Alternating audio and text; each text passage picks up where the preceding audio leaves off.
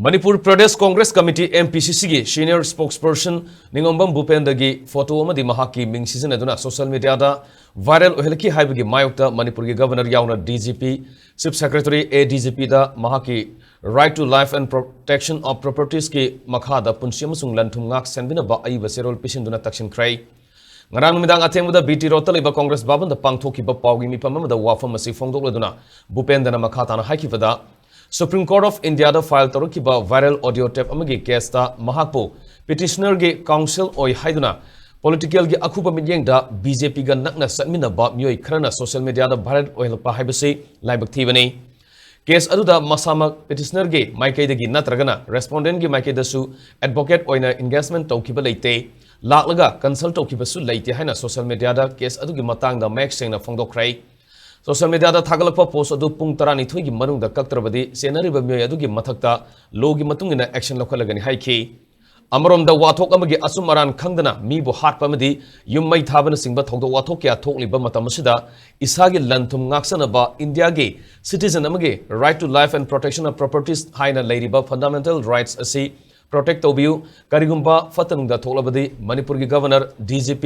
Chief Secretary BJP amadi makhoi ge seminary bamyoi singa texak pugadabane haina Bupenda makha taki Honorable Supreme Court of India da alleged audio tape leak case samgi matang da IC petitioner dugi counsel oi haidana rumor do sandokpada natana makhal makhagi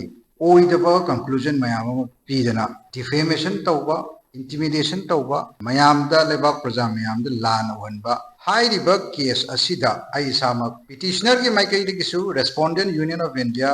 respondent ki maikai de gisu party moina ai ha ko as an advocate oina engage to gibusu laite la consult to gibusu laite adu kamdauna politically motivated oiba mi kharana ai ha pu amasung ko gi Congress party bu chingchellaga Manipur gi hang hairaba miyam praja mamangda lan ohanbase masidi yamna illegal oi aduna akoina thamjiningli basi rumor se karai digi Sandorakliba haiba matam sida BJP amasung makoi ge saminari ba makoi ge supporter makoi ge like minded kangbu singte gi Sandorai adudagi ne isamak na governor da Chief Secretary da DGP da masi ai bo ina ngasi ijari basi sida karigumba phatanungda thogadi Manipur gi governor Chief Secretary DGP amasung BJP amasung makoi ge loina na saminari mi singa daita logodabani aiga mari sulai lena da case amada aya ko du ukil o ya haina o da pada namsan base masidi it is malicious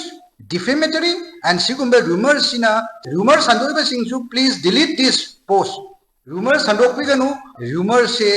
masida support tawbiganu आयंगी मतुंगिना अकोई legal proceeding सु लौखलगनी पुंग तरानी थोगी मनुंग दे इसा delete तौबियु करिगुम तौदब थोगदी इसा की Facebook की link WhatsApp की लिंक व्हाट्सएप ग्रुप दा एडमिन वरिबे सिंगना मदुगी दायित्व लौबियु अदुगा इरिबा खुदिमकना एपोलॉजी तौबियु अरानबा पाउनी हाइबदो हाइबिरमु करिगुम हाइरमदब थोगलगदी विदिन 12 आवर्स अकोई लीगल प्रोसीडिंग लौखलगनी